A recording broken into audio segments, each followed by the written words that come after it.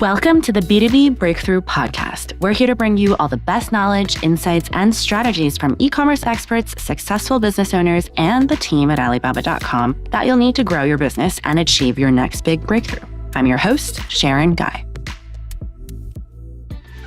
We're here today with Ciara Cristo, who's actually part of the Alibaba.com marketing team. And she just came back from a white label conference where she met a lot of different e-commerce sellers, people trying to get started in this space.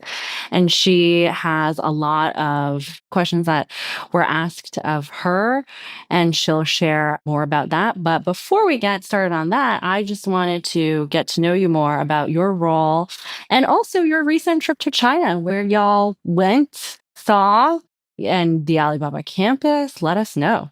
Oh, yeah. We have lots of updates for you. We made some tracks, mostly throughout Hangzhou, visiting the Alibaba campus. Got two huge, beautiful campuses there that we spent a lot of time in. Getting to know our colleagues on the China side really well. We've had a really great working relationship with them in the year that I've been at Alibaba, and to have this chance to really connect and dive into the culture there on campus and learn about the projects that they've got going on. It was a really enlightening couple of weeks, and it was our big homecoming trip. Was it all work, no play? Did you guys get to see things? For those who don't know, Hangzhou is a city that's about an hour or so train ride from Shanghai. Hangzhou was our home base while we were there, and we did make it out to Westlake, which is so beautiful.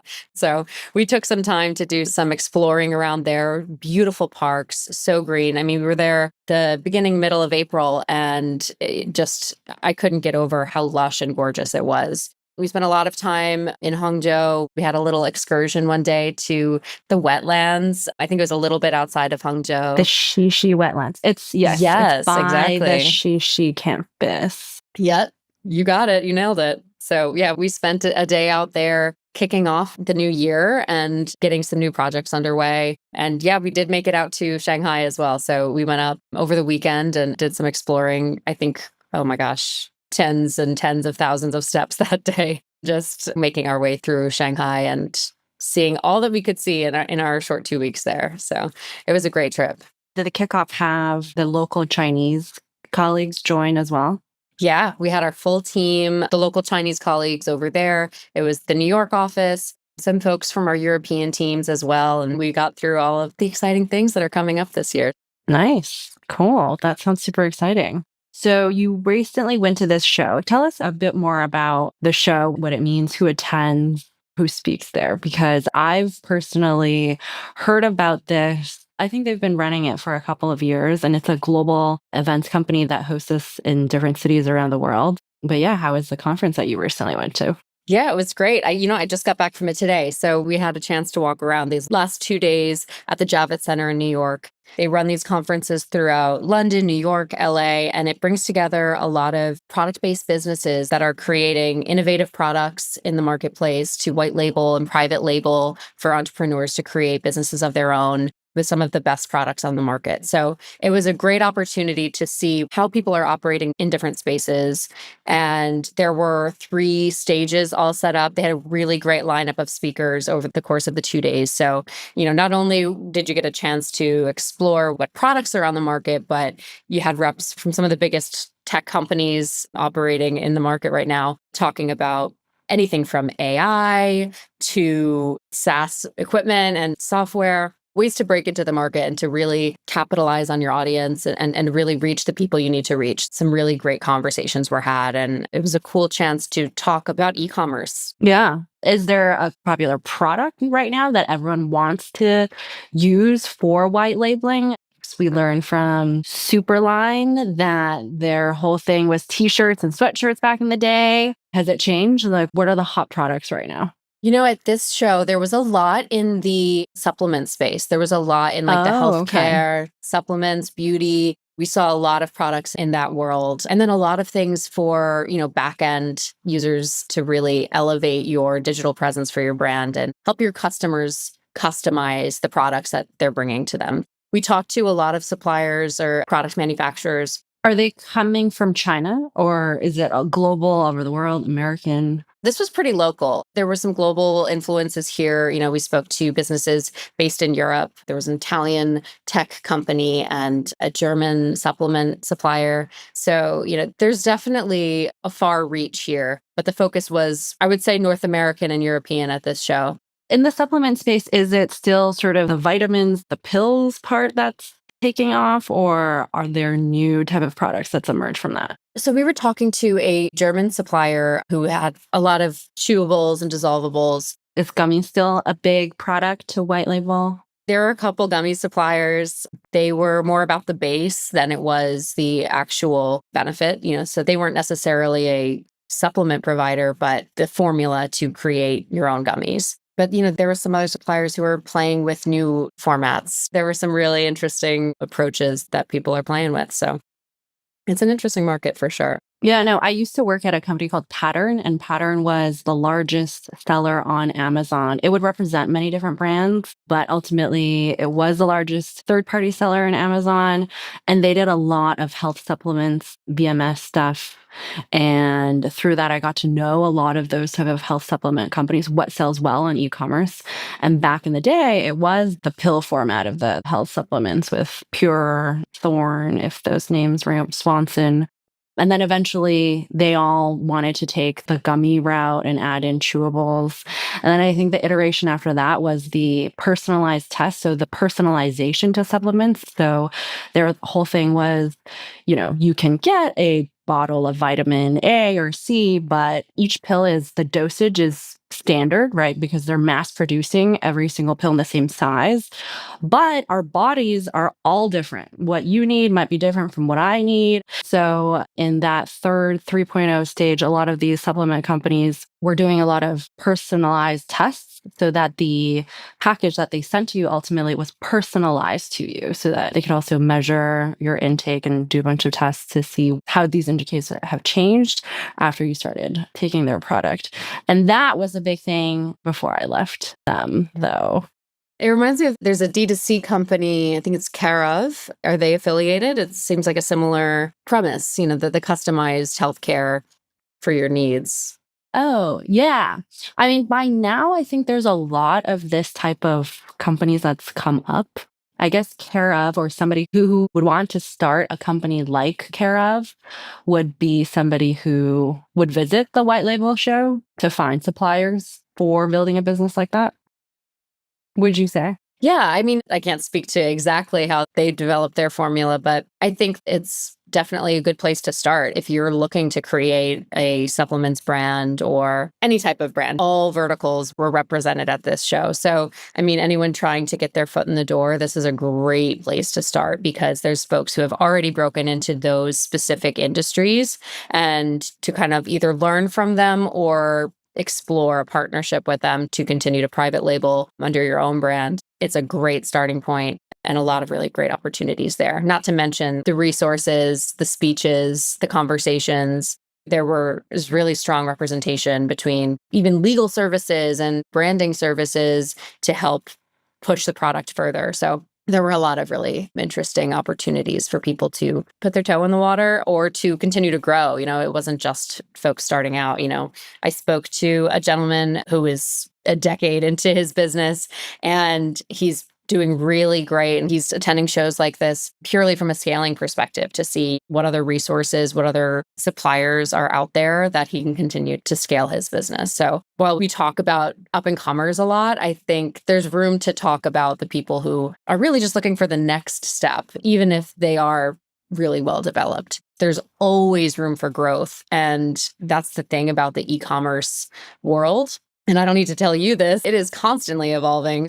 Yeah. So you wore your Alibaba.com badge when you were attending the show. And so I'm sure there were a line out the door trying to talk to you maybe to get into some of or get to know, I don't know, the best vendors, the best sellers that's on the platform, what is selling well on the Alibaba.com side. What were people curious about when they were having a conversation with you? Yeah, I think this is where the conversation about starting a business was really central in my experience, because people were either discovering Alibaba.com for the first time or starting to better understand how we support people, how we support small businesses. And I received a lot of very tactical questions, and I think it's something worth discussing because we get these questions all the time. How do I find the right supplier? How do I know I trust my supplier? How do I communicate with my supplier if he's speaking another language? What are the best ways in when it's a really daunting world? There are countless suppliers and opportunities out there to start a new product line. So help me. What is step one? The people that attended White Label, what percentage of people there do you think know about Alibaba.com? Is it the vast majority or more the minority? I would say the vast majority. I think there is a response to seeing the name, like, I have something to learn. I have questions. I recognize the name. And that's the great thing about us being there. Like, I really enjoyed the opportunity to connect with folks on a person-to-person level and really just get into what is the problem they're solving. I can't answer every question that comes my way and the particulars of their business, but if there's a tool that we have, I don't know if everyone knows the ins and outs of how to effectively leverage that and get where they need to go. So I can't speak in terms of percentages, how many people recognize our brand. Yeah, but generally people are still learning about the website, the functions, what can I do with it? Because whenever I attend something previously in the past, and I had my badge on, the first question I would get is, can I buy directly? Yeah. Like, I just got a new apartment. I'm trying to fill it up with furniture and little things and whatnot. Can I just get things from you directly? I'm like, no, no, no, no. It's more of a B2B thing. It's if you want to start a business, if you want to launch something, there's a MOQ for most suppliers. And that number has gone down, right? Some are now shipping with even quantity of 2, 5, a very, very low count, but it's still in the more B2B space instead of Amazon. Exactly. And I think that's the biggest distinction that we start off telling people, that this is a sourcing opportunity, first and foremost. This is a way to stock up, to create something new, or to discover a new product and bring it to your audience. But that said, one of the things that we were talking about at White Label this time around was the opportunity as a consumer to test it out. And we have a new service that I'll talk to you about in a little bit called Alibaba Guaranteed. And that is a place where consumers can buy in bulk. Like you were saying, I'm setting up a new apartment. I need to get dozen place settings or whatever they're looking for. Oh, yeah. And the bigger homes, like buying, I don't know, bowls or cutlery, or kind of buying in bulk. Yeah, exactly. If you've got 4+ kids, you may need a lot more of your water glasses than I do in my one-person apartment here. They break. Oh, yeah. To replace it. Yeah. Ship it to me in one go. Yeah. Please, just, in bulk, let's go. Let's get ready for a party that I'm hosting. I'm a teacher. Let's set up my classroom. There are so many places that even if you're not a business owner, you do need, how many engagement parties, bachelorette parties have you gone to where you need things in bulk? So we do have that in place now. Okay. So it's becoming potentially more B2C. A little bit. We still recommend this as a service for business owners to more quickly and simply source for their businesses. But that's not to say it's exclusively for business owners. So it's more about buying at scale. What kind of bang for my buck am I getting out of this experience? And how can I, as an individual who may not be really well versed in sourcing and negotiation with suppliers, how can I just get it done quickly and painlessly? And that's what Alibaba Guaranteed does. So this brings us into this space where it's more of an add to cart experience than traditionally you may have found in other sourcing practices. And we can go through a tutorial of it. And I encourage folks to scroll through our social feeds to find more information on it. But it's a matter of filtering out for Alibaba Guaranteed products.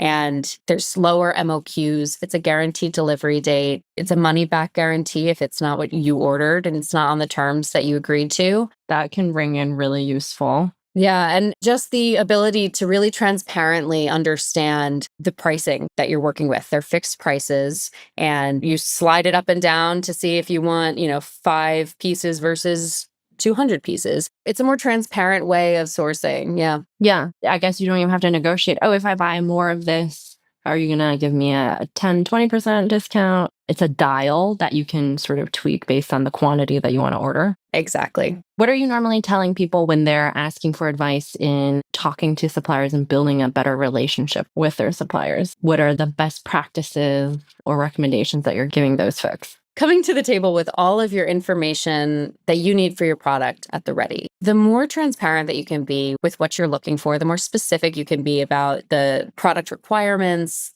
the quantities, the materials, all of these pieces, that sets you up for a stronger relationship with your supplier. And as you get into the negotiation practice, like we were saying, like in a more traditional sourcing format, it's about being flexible and understanding where you're willing to compromise and where you have firm requirements for your business. I mean, this is all in service of your company, of your product at the end of the day. So you want to be as clear as possible, but having that understanding and openness to learning more about what the supplier or manufacturer's capabilities are, you may discover something that you didn't know was a possibility before. So I encourage people to be receptive and open in those conversations, but very clear about what your boundaries are in that conversation and be real. Be a human. We have these systems in place on Alibaba.com, the live translation features. So, there isn't as much of a language barrier as there once was. And you can really build a rapport in a way that you may not have been able to do even 5, 10 years ago. So it's something that I always encourage in just general practice. As a person in the world, be a person and be relatable and be open to learning from someone else. So those are my top tips. I'm not a business owner. So I don't know if in your experience in e-commerce. So the first thing that I thought of was, so there's this event called Burning Man every single year. It's a big music festival. We had to build an art car. An art car is these things that are monstrous building size things on wheels. It has to carry at least 20, 30, sometimes 100 different people. So it has to also be structurally very strong. And it's usually very lit up because at night it's a desert. So there's absolutely no light. And so we're all bringing our own lights. But these cars are usually all lit up as well. And I work with this camp called Titanic where they asked me, can you help us source our exterior? So that was a very daunting task that I had to take on because there were very specific requirements with how that exterior had to be. It had to be a certain material. It had to have these holes spaced exactly so that the lights can be woven through these panels. And it ended up weighing a ton. We had to consider so many different options, whether it was going to travel by air straight to LA. So the factory that we ended up finding was one in Henan. Apparently, in that province in China, that's where they make a lot of this type of exterior. And I use Alibaba.com to negotiate everything from the pricing to shipping options, all of those things the website at the time helped me take care of. I think my benefit was I knew Chinese, so I didn't need to rely on the translation bit, but it was a lot of back and forth between myself and the supplier. And to this day, I still have him on my WeChat because one day they're going to want to build another level to the art car or more levels, build up from there. So we're going to need more panels. But yeah, it's been a relationship that's lasted this many years. And I could not have thought of any other place to go to find what we needed to do. As a long-winded answer to what you were saying earlier about customizations and suppliers working around you and for you. Yeah. How did you find the supplier in the first place? What kind of criteria did you go through? Yeah, went to the website, searched for the product. A lot of different listings would show up. And then I kind of saw just from observation that all of them came from that same city. The name of the city was similar because having been born in China, lived in China, worked sort of in that manufacturing space, I know that within China, there's so many different provinces and they're good at making different things. So like southern China, Guangzhou area, they're really good at making clothing. There's a lot of clothing manufacturers there. Around Shanghai, Hangzhou area, they are really good at selling like little tchotchkes. There's a city called Yiwu. If you guys went on went your there. China trip, you went there? Okay. You saw the football-sized field, building after building of products. Oh, yeah. They make anything from like mugs to, little appliances. There's that sort of region. And then the building materials, a lot of those come from Henan. A lot of food products come from the Northeast, just because those provinces, they produce a lot of agriculture for the rest of China. And so searching for the product and getting those listings and noticing that commonality made me realize that I shouldn't err too far from that to find the best possible supplier, because the largest producer was probably from that region. And then I think I started to contact at least a couple, maybe around 4 to start, just to bounce things back and forth. Some replied right away, some did not reply at all. Then we got to immediately talking and me telling them about what we're doing. And then we had to build a sample. And then we didn't really have time to have that sample shipped over, because usually you want the sample, you want to touch it and feel it and actually see if it's going to work. We didn't have that luxury because we were really pressed for time. But the salesperson that represented that supplier was really nice to say, I can shoot a video for you. Like, I know we don't have that luxury of time to give this to you. You're in the US, so I can take a video of this. Like, I can pick it up, walk around this panel and show it to you. You can also Zoom live if you wanted to. So it just instilled a lot of trust. I mean, this is a stranger that I just met hours ago, and now they're willing and able to go at that length to make me feel assured as a buyer. And we ended up going through with the order. I think maybe the bigger headache was the logistics side, because it just weighed so much, the whole shipment. And we had to get creative on that in customs. A lot of the podcast guests that we've had on the show will know very well all the little things that you have to do within the custom space and actually importing it into the US. Yeah, I remember from your conversation with Ikun as well, one of my colleagues, he works in the logistics team on, at Alibaba.com. And that is a world that every time the question comes up about logistics, I'm like, I got to talk to my man Ikun, because he's always the one with the answers. And it is a very complicated space to navigate. So leaning on the resources available to you in a situation like that is so crucial, because it is extremely complicated, as you experienced. And I wouldn't know where to begin other than talking to Ikun. Yeah, I know. It's great that you have that accessibility. I remember Ikun giving me a couple of resources that's on the Alibaba.com's website. And there's a new platform that he had helped launch as well that just had a lot of that information for first timers to read and get up to speed on. Yeah, he spearheads this Alibaba.com logistics blog. There's a lot of information that's available through our Reads website, that when we share this episode, we can share that information as well, because that is where a lot of really great how-tos come to life. So yeah, it is a very nuanced area, and to have those kind of resources is huge. And so that's something that Ikun has been really instrumental in making available to business owners, getting access to that information. Yeah.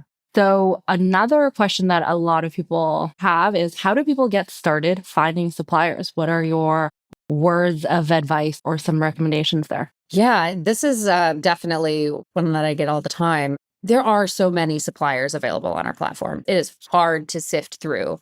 And the one tool that we have developed within our AI suite is Smart RFQ. So RFQ, if you're just starting out, that's a request for a quotation. And with this tool, it's placed differently depending on the browser you're using or if it's a mobile, but look for the block that says request for a quotation. And in that, you're able to send out a request from several suppliers. And within 6 hours, you can get up to 15 responses. And so these suppliers are going to come to you with some of the recommended approaches, their MOQs, all of their requirements, and how they would recommend proceeding in your relationship. So that brings you down from, thousands of search results to 15. And 15 is a number that you can kind of wrap your head around. So, I mean, to get there in the first place, you've worked with suppliers, you've sent out requests before, Sharon. Mm-hmm. I think going back to your Burning Man example, knowing the kind of sturdiness of the material you need, knowing like general requirements, you can pre-form a document, come up with exactly the specs that you're looking for, and upload it into the request for quotation, so that, it kind of pairs back all of the ones that don't quite fit the mold, and you can focus on getting the best option for your product, for your business that is on the market. So that to me is like the easiest entry point to start looking. And if you want to do more digging outside of that or submit a new RFQ, those options are always on the table. That's never going away. But to have this resource where you can take some of the guesswork out and only get the folks who are actually meeting your standards. Pretty helpful. Yeah, I think so. Yeah. Had another question, which is how can I, as a business owner, make sure that I can trust who I'm working with and where I find in the larger platform? Yeah. So I think the best tool to ensure that you can trust who you're working with is trade assurance. So trade assurance is a simple filter on the platform. So as you type in whatever you're looking for, silverware, beach chairs, canvas material, you type in what you're looking for and you click the trade assurance filter. And with trade assurance, you can be sure that your money is being transferred only when you get the materials you're looking for. You can trust we're holding it in escrow. We'll pay the supplier. As an escrow. Yeah, that's the big helpful piece. We're holding it in escrow so that we can manage returns and advocate for you on your behalf if you're not getting what you're looking for. It's set delivery dates. So, those are some of the terms that we have at our fingertips to refer back to if we need to intervene. We hope that you have a seamless process with this supplier, but if they participate with trade assurance, we are able to support you. And these trade assurance suppliers are also historically, they've been with the platform for a really long time, right? So it's also sort of vetted that way. Yeah, we have a strong working relationship with them. They're verified suppliers through third-party verification services. And we recommend using this as your first go, especially if you're still figuring out what suppliers you want to have a relationship with. This is the way to find them. And you manage all of your payments securely on our platform. We manage the logistics. You can track your purchases. And if you need to get to the point where you make a return, there's no surprises. And I'll borrow an anecdote from one of our buyers. They create party supplies. They source party supplies for weddings, bachelorette parties, graduation parties, anything like that. And they were producing these balloons that had a phrase on them. I don't recall the phrase that they were trying to print, but they came smaller. The font was much smaller than they anticipated. And they, had a hard time getting in touch with their supplier. And sometimes that happens. We hope that's not what you experience. But if and when it does, that's when having this trade assurance comes in handy because we were able to talk to the supplier, get the situation rectified. They got their replacement balloons. Everything went fine. So it's just that added level of peace of mind that I think comes in handy in situations like that, especially when you're exploring a new supplier or trying a new product for your business. You never know. And so it's nice to have those systems in place. Cool. Well, thanks so much. I also wanted to talk a little bit about Alibaba's event. So is it similar to White Label or is it something completely different? In some ways, it's similar. In other ways, a whole new world. One thing that we focus on at Co-Create, this is the second year we're doing it. We're really excited. Last year was such a success that we're really looking forward to bringing it back to Vegas. We're going to be at the Paris Hotel on September 5th and 6th. And so this event is a culmination of a couple different concepts. We've got a main stage keynote opportunity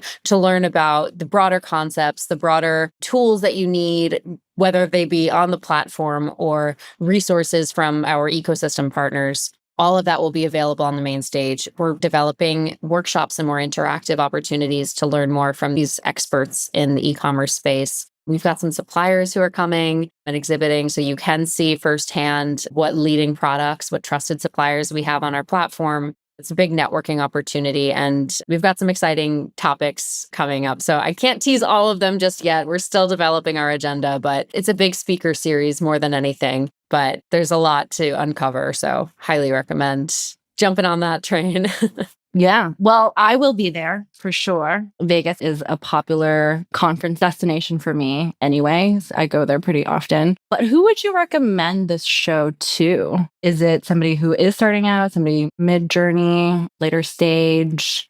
And is it just for e-commerce sellers, or what would be some of the classic profile that would attend, and then some other profiles that if they attended would find the event to be really useful? We're building this event to be more useful to folks in all different kinds of profiles. We are providing certain workshops for people who are maybe a little bit more developed, who are, at that 7, 8 figure business situation. And then some broader, just starting out points. So, one thing that we're really trying to organize is understanding what parts of this show is most beneficial to what people, and we can offer that recommendation upon arrival. These are the talks that we really think you, as an aspiring business owner, would benefit the most from.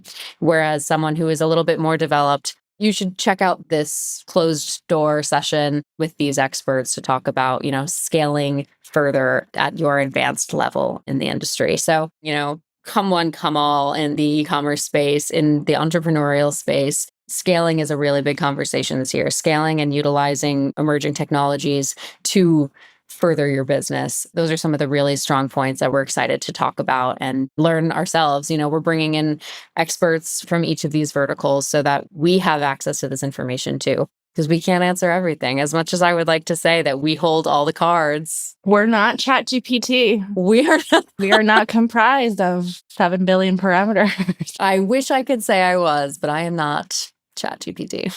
Who are some of the experts that is secured on the agenda so that we get a little flavor of who's coming? Well, last year we had Damon John speaking at our event. The Shark Tank FUBU. Yes. He's like a nicer shark. He is. He's a really good guy. We were really happy to have him last year. So we had a nice fireside chat with him and just talked about the way he developed and scaled and brought FUBU to market, the advice that he gives just other small businesses that he's invested in. So we learned a lot in that session, and without giving names, that's the kind of experience that we're really excited to bring back this year. We will definitely be teasing some of the big names that we've got in our network that are going to come chat with us. Talking about scaling and really taking advantage of opportunities that come your way. Those are some really big topics that we love getting into. I think, emerging technologies are huge. If you're in the AI space, that's the conversation at every trade show these days. And this is no exception. I think it's a big topic because it's a big topic. It's super relevant. And if you don't embrace the wave, you're going to get left behind. It's part of operating a business in 2024. And to understand the software and the technologies that we have at our fingertips is paramount to leading a successful business. I read on Little Red Book. So Little Red Book is like the Chinese version of Instagram. And whenever I'm on there, there's always these posts that come up that's sort of almost like test posts. So these are not brand owners, but they've used some sort of mid-journey and come up with this cool type of product. So I think there's so many different AI tools that you can leverage within the product creation space that it might be just an idea that you have that you're using as a prompt to input into one of these mid-journeys or DaVinci's or Artiste AIs, these type of apps, and out comes a potential product. And you don't actually need to have secured a supplier, secured a factory to be producing this on bulk yet, but you can just test out the market with a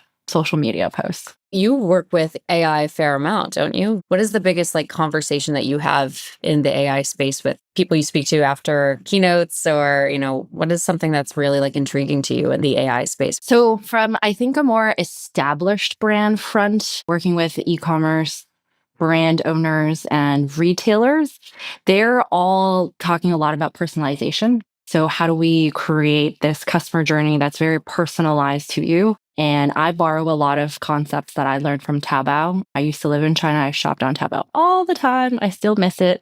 So Taobao is very good at personalization. It just has perfected this algorithm so well based on the search terms that you've inputted, based on what you've clicked on in the past, the likeness type of thing. So if you like a certain vibe of clothing, it'll continue serving that type of other set of colors or style. So I was just on a call with, can't say the name because but they are a very, very big retailer. You'll know them very, very well. They're located all over the US, and they are trying to figure out how do we introduce that into our mobile apps as well? Because right now, the home pages for a lot of these large e-commerce retailers is still controlled by humans. So humans are dictating what SKUs to show on the homepage, the coveted sort of spotlight surface area that most clicks will go to. Humans are deciding what to put there, but a lot of these e-commerce players are trying to figure out and perfect their algorithm to replace that with a machine or with AI or with an algorithm, similar to what Taba has done. So that is a very large topic. Something else I was on another podcast for is talking about avatars, AI avatars. So a lot of brands now are brainstorming, how do we use AI created avatars, whether that's an influencer that we already work with. And so we want to sort of clone them and use their digital twin with their permission and sign a longer term contract with them instead of always asking this influencer to make me a new video about this new product and just to use the avatar that they've created, or creating a completely new character and sort of growing that and growing their fan base. Interesting. Yeah. So people can check out Lil Miquela. She's a very famous Brazilian influencer. She's AI generated. A lot of the poses that you'll see on her Instagram page is completely generated via AI. But brands will work with her and brands will hire her to photograph products with her. She would help brands sell products on behalf of them. And that type of concept is also, I think, growing in popularity as well. And more brands are figuring that out as well. Interesting. You know, it reminds me, and this is a little bit of a tangent, but I very recently was playing with AI headshots. And it's a space that, I was a little bit hesitant to play with because I want people to show up authentically always. And to me, it felt like that was compromising it a little bit. But I gave it a shot and it was really interesting. Like it was. Yeah. You got some that you're going to use? I don't know if I'll use them, to be honest with you. Okay. I don't know. They felt like a little bit stiff. That's the problem right now. Yeah. Yeah. And so I think there's still a long way to go in the AI space for that in particular, for the avatars, the headshots. And I think it's this idealized version of yourself that is not quite it for me. And I do understand like the use case for an avatar in that situation, but it does broach the trust subject with AI. And it's like, where is it intuitive for a shopping experience to help optimize the role? And I think Megan Asha was talking about it in her episode where, humans weren't meant to be at a desk constantly. So if it does help optimize some of those functions on an e-commerce site, I'm here for it. I think it's, on a more personal level, I don't know if I'm there on the avatar front just yet. You're not bought in. I'm not, Yeah. I'm not there. But it's not to say I can't get there and that the world will get there. But I think like just optimizing algorithms to make a shopping experience easier, I think we're going to see some really incredible things in the next couple of years. There is a balance between being authentic and myself, but at the same time, wanting to represent a better version of me or appearing better visually. What I wish was actually more diversity in terms of models and people that show up on TV or TV shows or movies, that there could be more people who look like me. I'm probably going to want to click on those shows more, click on that video more. I mean, even with my TikTok algorithm right now, a lot of the influencers are people talking about anything, whether it's jobs or vacations, where to travel, what to wear. A lot of them are coming up with influencers that look like myself. They're female, they're Asian, they sound American. And I think that's a natural human instinct. It's easier to relate to people who look like you, who sound like you. And it's just a natural instinct that we all have. I think that is the thing that e-commerce brand owners can take where they can leverage AI, is to connect to their consumers more closely. That when I'm selling this piece of clothing to this demographic, to portray it in a way using avatars or models or even human models of something that mirrors them. I think that's where we can leverage AI to change the face of things. So I think that's where it can benefit. I mean, AI is such a debated topic. There is no right answer. Everyone is entitled to all of their own opinions of whether you think it's evil or taking society down a really dark path, or it's this thing that is going to be really useful, create a lot of opportunities. So in a lot of the keynotes that I do, I equate the progression of AI to the story of Prometheus, Oh, interesting. the Greek myth of Prometheus, because he found fire and then he gifted it to the humans, but he was punished for it. Because AI is like fire, where you can have a group of people who use that to their advantage. You can cook with it, I don't know, barbecue, I don't know, whatever you want, versus the people who are burned because it can go wrong as well. It's like a tool. I think a lot of previous innovations in the past, including electricity, the internet, social media, there's the good side, there's the bad side. But I think what's important, though, is to bring these controversial topics to the forefront and talk about it, debate about it, have different opinions form about it. And then ultimately everyone can make their more personal informed decision on how they will view certain things. Yeah. And I think the other piece here is, I think when we talk about this Prometheus example, it's the use case where it is cooking, where we are at a barbecue nourishing our family. And the e-commerce example of that is the way that brands like ours are simplifying the basic processes that you have to go through, especially in the Alibaba context, as you know, as we talk about sourcing. Last year, we debuted our Smart Assistant tool, and we're constantly working to optimize it and evolve it. And part of that is, you know, a feature we're implementing in our chat function. You've started conversations with different suppliers and you want to summarize your conversation with them or compare the results from those conversations, and AI works for you. Smart Assistant, you know, does its work in the background and brings the most pertinent information that you as a human can receive and synthesize and come away with your own personal preference. And so I think like using the fire to bring something really productive into your life is the best way that we as a brand can help to alleviate some common stressors for our consumers who are business owners.